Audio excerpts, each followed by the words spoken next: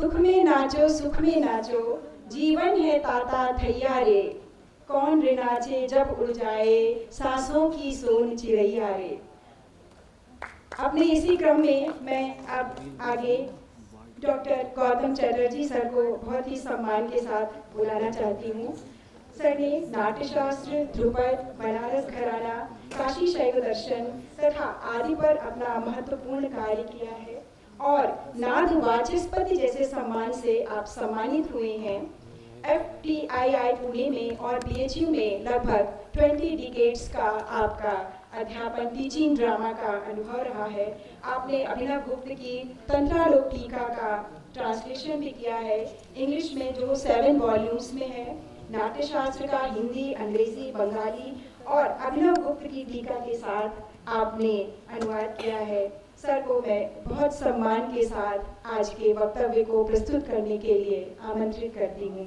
आदरणीय Gautam Chatterjee sir, thank you.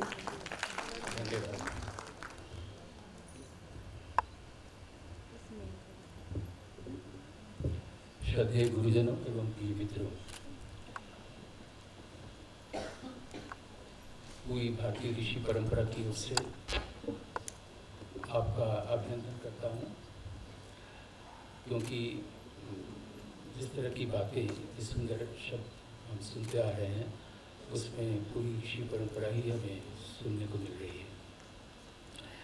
सीधे उपसंहार में ही आते हैं, क्योंकि इतना सेमिनार कॉन्फ्रेंसेस में ही होता है कि इतना सुनने को मिलता है सुबह से लेकर शाम तक कि हम थक जाते हैं। और फिर भी एक चाहत बनी रहती है कि अगर कुछ ऐसी चीज़ मिल जाए जो सीखने को मिले, क्योंकि हम सभी ज्ञान के विपासु होते हैं और चाहते हैं कि कुछ तत्व मिल जाए। तो कोशिश करेंगे कि ये जो उपसंहार पोर्शन है उसमें कुछ तथ्यों और तत्वों और सूचनाओं की ओर सिर्फ आपका ध्यान आकर्षित करें, ताकि अगर आपको उससे प्रेरणा मिले तो आप ये जो पंचम वेद है भरत मुनि का नाट्यशास्त्र, इसको आप बिल्कुल नई रोशनी में पढ़ सकें या समझ भी सकें। नाट्यशास्त्र में नाटक में म्यूज़िक का कैसे क्या रोल है और कैसे यूज़ है, इस पर हमको कहा गया है बोलने के लिए, लेकिन मैं कहाँ से बोलूँ। ये नहीं कि वो विषय है और एक ही तत्व पर करीब 40 दिन तक बोला जा सकता है, ऐसा नहीं है। मेरे लिए मुश्किल ये है कि जो भी नाट्यशास्त्र हमें मिला था 1925 में फाइनल एडिशन संस्कृत में एडिट होने के बाद, उसके बाद उसके कई संस्करण निकलते रहे, उसको संपादन किया जाता है। और 1955 में ये फाइनल एक जब टेक्स्ट तैयार हुआ, यानी कि पाठ्य तैयार हुआ, उस पाठ्य का 2 भाषाओं में अनुवाद हुआ, हिंदी और अंग्रेजी में, और उसके बाद 2-3 भाषाओं में और अनुवाद हुआ, जिसमें फ्रेंच भी है, नोरी ने किया है। तो ये जो हिंदी अंग्रेजी का पाठ्य आया बाबूलाल शुक्ल शास्त्री और मनमोहन घोष का, उसी आधार पर उसको पढ़ने लगे, समझने लगे, और डायरेक्ट जो रामकृष्ण कवि का एडिशन है गायकवाड़ का, उसको भी संस्कृत में जानने वाले लोग पढ़ने लगे। लेकिन मैं जब संस्कृत में या हिंदी अंग्रेजी में पढ़ता हूँ तो कुछ समझ में नहीं आता, और जब कुछ समझ में नहीं आया है तो हम उसको अभी क्या बोलें, ये एक मुश्किल चीज़ है। क्योंकि उसमें मान लीजिए कि ये लिखा हुआ है, अगर हम हिंदी में अंग्रेजी में पढ़ते हैं, कि जब नट प्रवेश करे पूर्व रंग में, तो प्रावेशिक स्थान पर अटिता ध्रुवा का प्रयोग आश्रावणा विधि से विष्कंभक और वर्धमानक का प्रयोग करते हुए नांदी पाठ किया जाए, ये लिखा हुआ है, मान लीजिए। अब एक वाक्य में अगर 14 शब्द हैं तो उसमें तो 11 टेक्निकल टर्म्स हैं, और वो टेक्निकल टर्म्स तब से आज तक वैसे ही हैं। तो इसलिए जब स्टूडेंट इसको पढ़ने जाता है, विद्वान और विद्यार्थी, पाठक और पारखी, तो क्या समझता है, ये मैं समझने की कोशिश करता रहा हूँ पिछले 40 सालों में, 4 दशकों में, और मुझे लगा कि शायद कुछ भी नहीं समझा गया है। क्या समझा जाए? आदिता ध्रुवा कैसे गाई जाती है, आज श्रावणा क्या होती है, और जब हम समझेंगे नहीं तो उसको रिलेट कैसे करेंगे अभी से। तो ये है कुल मिला के कहने का तात्पर्य कि उसको कैसे बोले, कैसे बताया जाए। ध्रुवा गायन एक प्रोफेसर कर रही थी संस्कृत नाटक में, करती हैं वो बनारस में ज्ञान प्रभा की उससे जब भी संस्कृत नाटक होता है।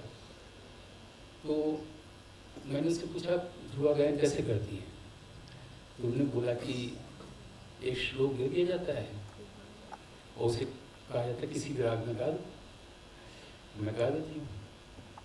और हमारे जो दर्शक हैं वो या श्रोता वो इतने वर्षों से संस्कृत नाटक में ध्रुवा गायन ऐसे सुनते आ रहे हैं।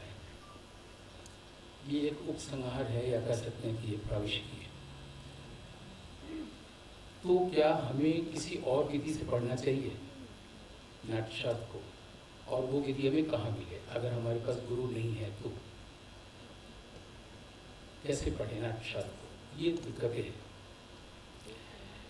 तो जो विषय हमें दिया गया है, कहा गया है व्यंजना आर्ट्स की ओर से, मधु जी और उनकी पूरी टीम की ओर से, जिनका मैं आभारी हूँ, कृतज्ञ हूँ, कि भारत नाट्य शास्त्र में नाट्य संगीत या नाटक की संगीत का प्रयोग कैसे किया गया है। पहले तो भारत इन शब्दों को देख ली तो बात को भी हो जाएगी। भारत एक वैदिक सभ्यता या वैदिक संस्कृति की ओर में ले जाता है ये शब्द भारत, और ऐसा नहीं है कि हम बहुत पीछे चले जाते हैं ऐसा बोलते ही, वैदिक संस्कृति बोलते ही बहुत साल पीछे, 28,000 साल पीछे। ये ऐतिहासिक दृष्टि से देखना होता है, लेकिन ऐसे नहीं देखना चाहिए। अगर हम उस संस्कृति को अभी जीते हैं तो हम वैदिक संस्कृति या वैदिक सभ्यता को जीते हैं। इस तरह से हम लोग उस संस्कृति का पुनर्नवा करते हैं या रिकंस्ट्रक्शन करते हैं। और हमारे यहाँ वेद हो या पंचम वेद हो, कहा गया कि सुनने की चीज़ है, पढ़ने की चीज़ नहीं है। इसके लिए एक शब्द आया है अनुश्रव, कि ये सिर्फ सुनने की चीज़ है। और हमारे जो गुरु शिष्य परंपरा में इसको गुरुमुख विद्या कहा गया है, उसमें शिष्य तो वो है जो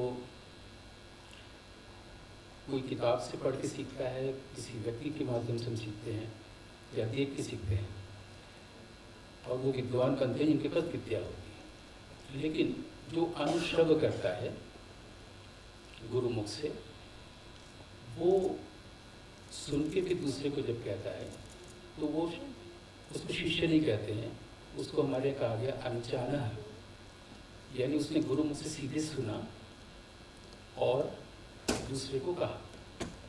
ये दो शब्द बहुत ज़रूरी है जानना। अब नाट्यशास्त्र या नाट्य वेद या पंचम वेद, इसको जब हम लोग पढ़ते हैं तो एज ऑफ रीज़न में पढ़ते हैं। आज जो हम लोग का जो युग है वो तर्क बुद्धि का युग है, और जब इसकी रचना हुई है 5वीं शताब्दी ईसा पूर्व में, बुद्ध के बाद और मौर्य डायनेस्टी से पहले, तो तब एज ऑफ इंट्यूशन था, अंतर्दृष्टि का युग था।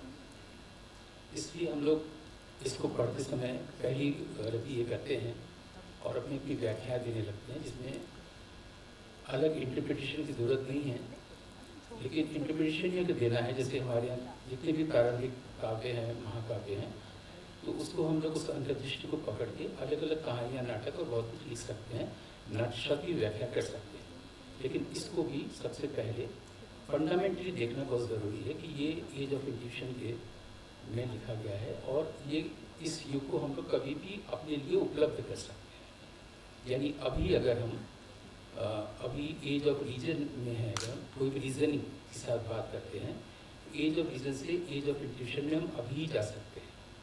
वो इस तरह से कि हम लोग जो कि बोलते हैं वो उसके शब्द चाहिए, शब्द के लिए वाक्य चाहिए, वो विचार बनता है, थॉट, और उससे फिर हमारे पास लैंग्वेज बनता है, वो होता है माइंड, उससे हम लोग बोलते हैं। यानी थॉट नहीं है, शब्द नहीं है, माइंड नहीं है, तुम बोल नहीं सकते। और सारा चीज़ की समझ हम उसी से बनाते हैं कि माइंड या इंटेलेक्ट एक ही चीज़ है, जिसे अध्यात्म में ईगो और अहंकार भी कहा गया है। एक तो वाक जो स्पीच हमारा इस पर डिपेंड कर रहा है, तो बिना शब्द के आप बोल नहीं सकते, बिना मन के नहीं बोल सकते, यानी बिना थॉट के नहीं बोल सकते। लेकिन भारतीय परंपरा जो वाक की परंपरा है वो इसकी परंपरा रही ही नहीं है, जिसको मैं अंतर्दृष्टि का युग कह रहा हूँ। वो है कि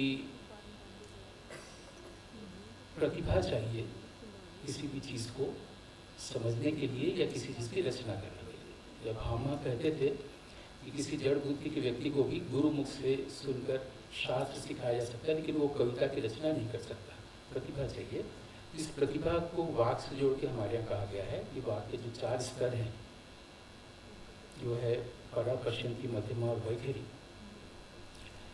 तो प्रतिभा के लिए जितने भी हमारे काव्यशास्त्री हैं, अभी राजशेखर वगैरह की बात हुई, सभी ने दंडी और आदि गाँव में ये लोगों ने ये कहा है कि पीछे से आती है। प्र का मतलब ही है पीछे से आना। तो पीछे से आने के लिए सभी ने एक व्याख्या दिया है कि पीछे जन्मों के संस्कार से प्रतिभा तैयार होती है। पीछे का मतलब ये नहीं है, पीछे का मतलब है परा स्तर से, जो हमारे कॉन्शियसनेस का, हमारी बात का पहला स्तर है परा या ट्रांसेंडेंटल कॉन्शियसनेस।